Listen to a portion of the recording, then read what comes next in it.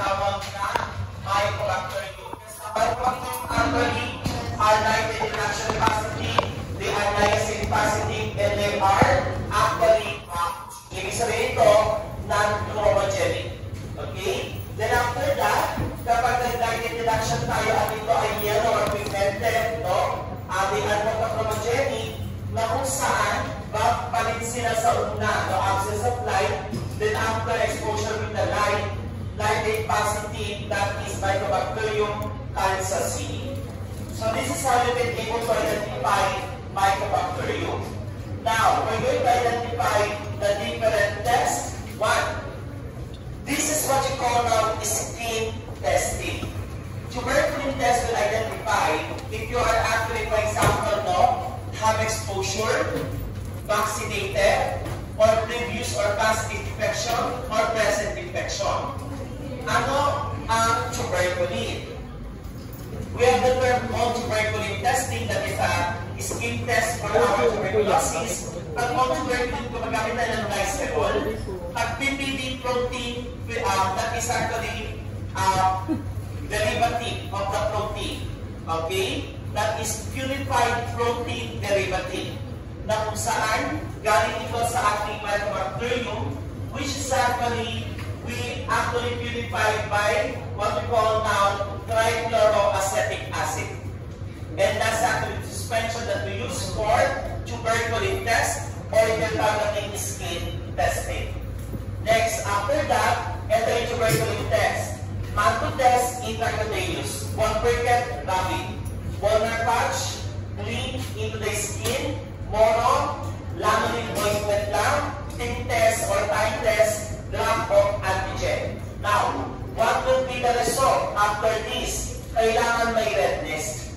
That is actually more than 10. Kung makikita natin dito, more than 10 millimeter erythema. That is that you might have previous infection, acute infection, exposure, BCG, or pag 5 to 10 naman, pwede mong bigyan ng vaccine ang patient. Pag less than 5. Okay? That is actually for tuberculin. Next, we have, after this one, with the biochemical test. Niacin accumulation. Ibig sabihin ito, ability ng bacteria na mag-convert ng niacin into ribonukleotide, particularly nucleic acid. So therefore, pag halimbawa ng niacin test, nag-add tayo ng tinatawag na cyanogen bromide at na-convert ng Mycobacterium tuberculosis ang ating ribonucleotide o sabihin natin niacin into what you call now nicotinic acid, that will produce yellow color. And the yellow color for niacin is a positive result. Another, we have nitrate reduction. A bacteria will become positive for nitrate kapag sila ay may nitrate reductase enzyme. What is that? Ability of the bacteria to reduce nitrate into nitrite. Example, Prasaceae tuberculosis. Ito ang principle niya. Ang principle ng nitrate reduction actually is ability. Like for example, FTB, no? Together with Prasaceae, Shurgai, Flavescens produces an enzyme nitrate reductase. Therefore, kapag na-convert ang nitrate into nitrite, nitrite will be detected using this sulfanilamide and N-acetylethyldiamine, which produce the end product red thiazolmuctide. That is the product of nitrate reduction, red color. Next, catalyst. Kung ang catalyst na iniisip nyo sa Staphylococcus, iba ito. This is a semi-quantitative method. Ability of this particular Mycobacterium to be able to what we call now produce effervescence at 68 degrees Celsius at 280 detergent. So iba yung procedure dito for Mycobacterium.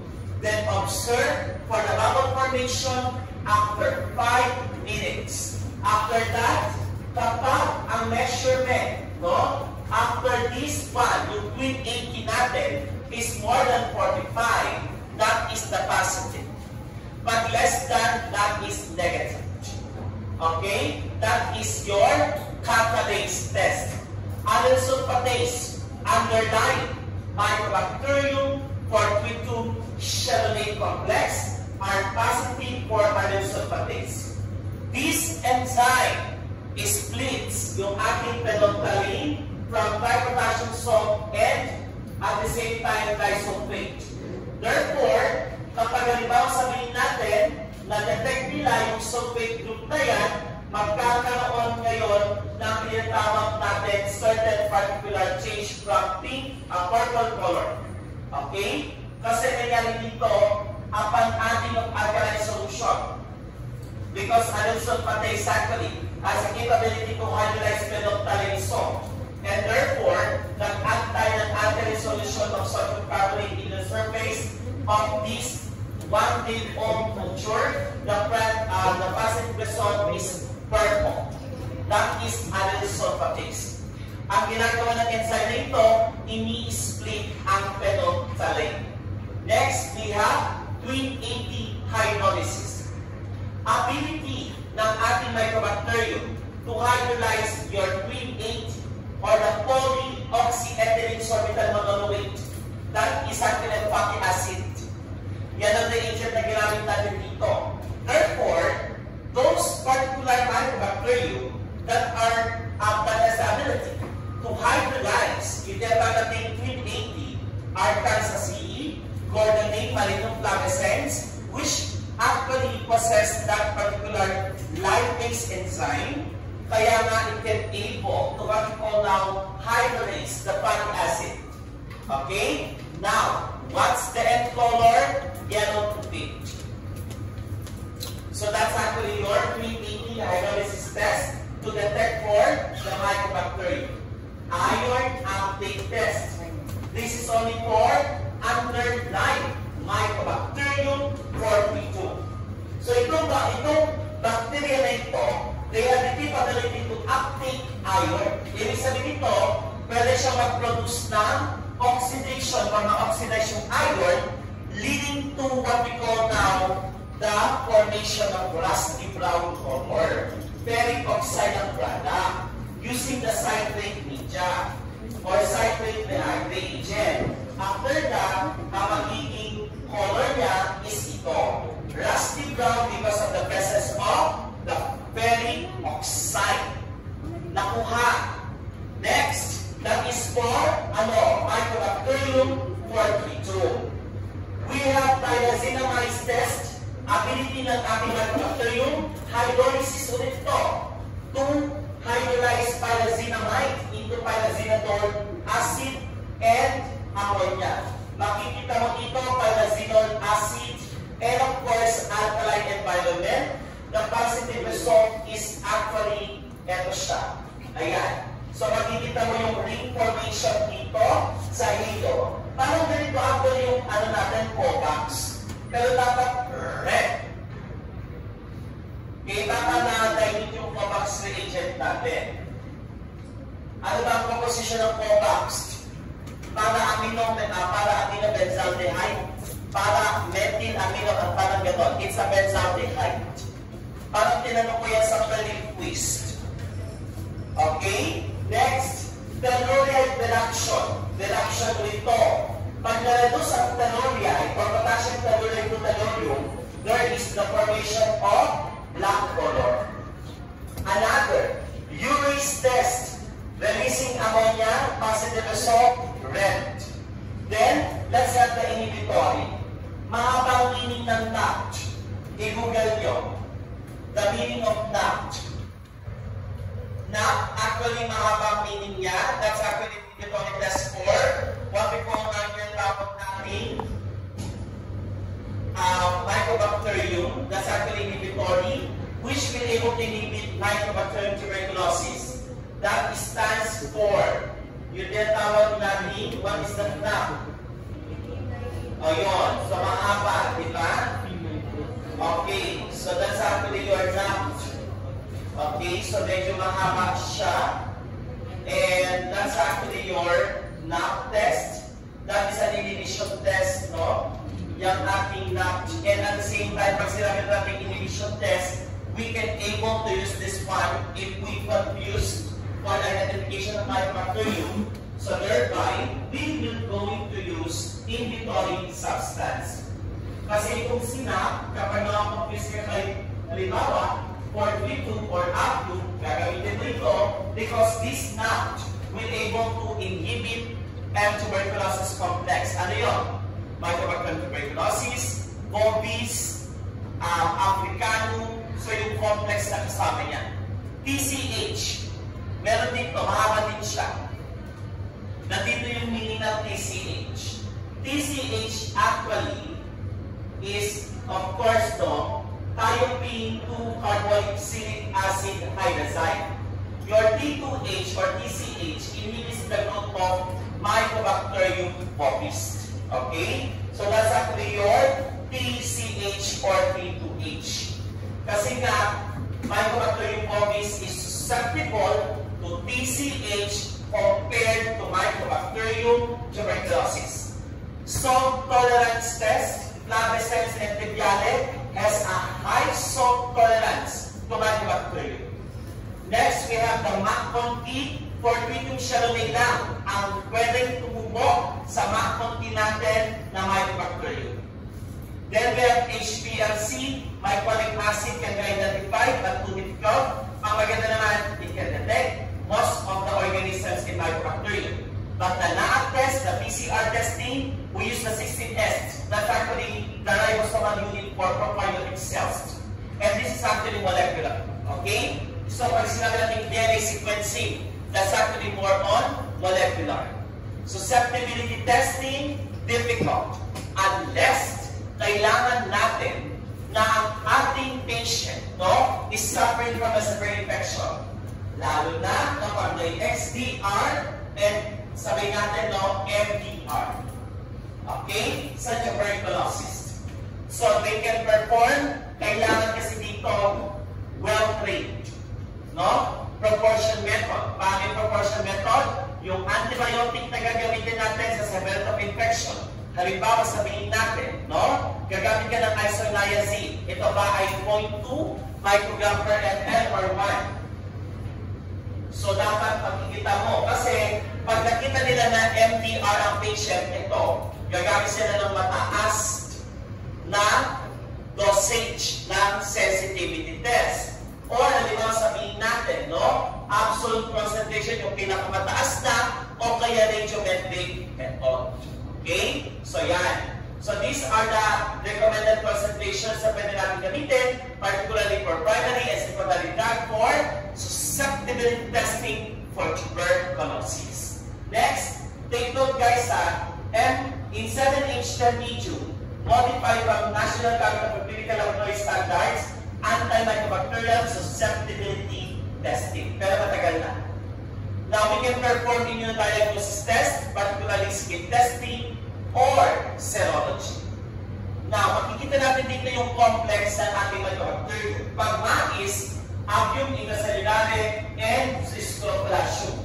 Pag Bacillus complex, ito sinabi ko, TB africanum bovis. Pag atypical, Bacillus tubercle, unclassified anonymous. This is what you call now the Lumnos group of classification. Kasi kung sabi mo po ito chromogens, ito yung mga mycobacterium, produce light. Kapag na-expose sa light, parang ikaw, kailangan mo, lights on, lights off. Lights on, o photochromogens. Diba? Pag lights off or lights on, parang nagpapos sa pigment is photochromogens. They produce pigment both in the light and in the dark. Pero pag hindi nagbibigay ng pigment kahit saan, non-chromogenic. Pag rapid growers, bacteria can grow less than 7 days. Okay? Next, after that, so this is actually one way on how we can differentiate your mycobacterium, lalo sa photon activity. Because there are some bacteria that produce pigment in light or produce pigment both light and dark. And at the same time, walang pigment. Okay? So that's actually non-chromogenic. So therefore, eto na siya. Halimbawa lang, sabihin natin, so ang dami namang i-memorize. Hindi naman lang. Yan. Baka mamaya, ano na kayo. Kasi iniisip ko pa section C sa Enterobacter shape?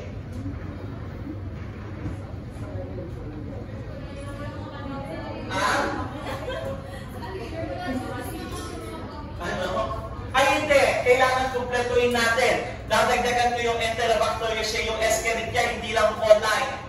Madaming Escherichia. Ba't ka tumatawa?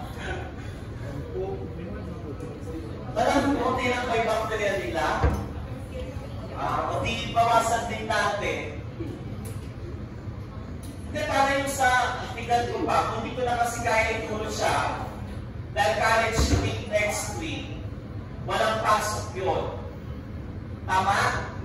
Walang pasok yun. After that, gawin din yung time yung mag-aral, mag-review, o mag-enjoy. Then after that, kung hindi ko kakayanin yung Enterobacter after the following week, baka hindi ko na maisama. Pag-iisipan ko pa. Or pwede na natin umpisahan mamaya. Now, let's have the non-chromogenic. Makikita mo dito, non-chromogenic growers of tuberculosis. See? Avium intracellulare bovis. Tapos, rapid growers pero non-chromogens, Chalamet and Porphyrio. Tapos makikita mo naman photochromogens is the growers, Asiaticum and Casacii. Marinong, the causative agent of swimming pool granuloma. Then, scotochromogens, light and dark, may pigment, is the growers, Gordonei, your top water, Bacillus. Then, meron din si Shurgai. Okay? Then, rapid growers, the scotochromogens, plain. Okay? And smegmatis. Yan. Let's have the last, the Hansen's Bacillus, Mycobacterium leprae. Sa Tagalog, keto. These bacteria, actually, in acid fast bacilli, pinapakita dito, they are obligate intracellular. Pwede silang pumasok sa loob ng cells because they depend most of the time sa health cells, particularly connective tissues, epithelial tissues, etc. And take note that these bacteria invade your peripheral nerves. That's why this is actually one particular characteristics ng M. leprae. Another, you cannot culture M. leprae in artificial media. That in food pads of armadillos. And they can also oxidize dopa. Kaya nga, one drug utilized is the dapsone, sulfur-dapsone drug. Ang ginagamit kay Mycobacterium leprae. The glycine is active or present in the cell wall of this bacteria. Remember, the contents of the DNA is 55.8% lower than other acid-fast. Yung glycolipids niya then at the same time, pyridine cause of acid fastness, and mycoric acid identified in chromosome 20. So, ginagamit din siya ng antigenic determinant. Ito yung ating Hansen's Bacillus. At pag halimbawa sabihin natin, specimen sample, hindi tayo basta-basta pwede kumuha ng sample dito pag wala tayong proper vaccine. Kasi nung nag-community kami, nung may na-identify kami keto, actually hindi siya basta-basta kasi delikado yan. The one of transmission is direct contact, droplet. Kapag may sugat ka, pwede kang magkaroon ng leprosy. Okay? Pagkaiba ang leprosy sa ano So at the same time, makikita mo dito, there are two forms. Tuberculoid, umpisa pa lang yan. Para may mga puti-puti or patches sa skin mo, or we call that erythematous or hypopigmentation, pero hindi siya masyadong infectious kasi kukunti pa yung bacilli. But they are lepromine test positive. Lepromine test is a sensitivity test, skin test for M. leprae. Pero, pag ito naman ay lepromatus, ibig sabihin nito, may bukol-bukol na. Alam ko, may bukol yung mukha mo. Parang akala mo pimpos, yun pala, nare-reform na yung mukha. Ayan, that is lepromatus. Nare-reform na siya, tapos yung mga soft tissues ang unang masisira. Itong